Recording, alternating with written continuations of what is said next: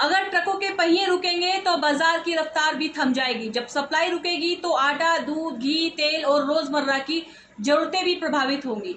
Delhi NCR में होने वाला चक्का जाम सिर्फ ट्रांसपोर्टरों का आंदोलन नहीं बल्कि आम आदमी की जेब और रसोई से जुड़ा मुद्दा भी बन सकता है। नमस्कार, मैं टीना वर्मा दिल्ली के रंग से। 21, 22 और 23 मई को दिल्ली एनसीआर में प्रस्तावित सांकेतिक चक्का जाम को लेकर देश भर के ट्रांसपोर्टरों में भारी आक्रोश देखने को मिल रहा है।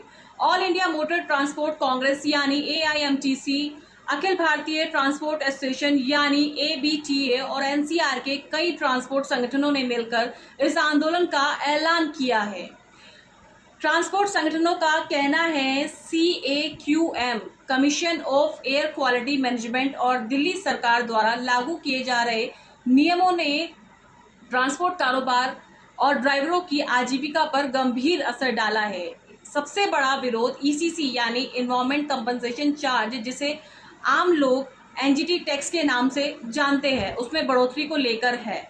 इसके साथ ही 1 नवंबर 2026 से BS4 यानी भारत स्टेज 4 कमर्शियल वाहनों के दिल्ली प्रवेश पर प्रस्तावित प्रतिबंध का भी विरोध किया जा रहा है। ट्रांसपोर्टरों का कहना है कि पहले ही डीजल की बढ़ती कीमतें, टैक्स, परमिट और महंगाई ने इस उद्योग को आर्थिक दबाव में डाल रखा है। ऐसे में नए नियम हजारों ट्रक मालिकों, ड्राइवरों और छोटे व्यापारियों के लिए संकट बन सकते हैं। लेकिन इस आंदोलन का असर सिर्फ ट्रांसपोर्ट इंडस्ट्री तक सीमित नहीं रहेगा बल्कि आम जनता की जिंदगी पर भी पड़ सकता है, क्योंकि जब ट्रकों की आवाजाही रुकती है तो बाजारों तक जरूरी सामान की सप्लाई प्रभावित होने लगती है।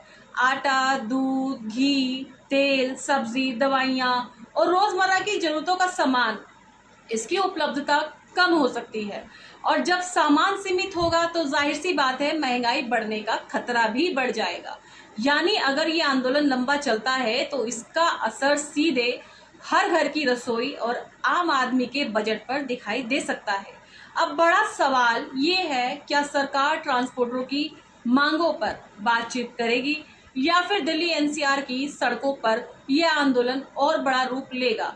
फिलहाल देश भर के ट्रांसपोर्ट संगठन एकजुट होकर अपनी आवाज बुलंद करने की तैयारी कर रहे हैं, क्योंकि ट्रक सिर्फ सामान नहीं ढोते बल्कि देश की अर्थव्यवस्था और हर घर की जरूरतें भी उन्हीं की पहिए पर चलती है।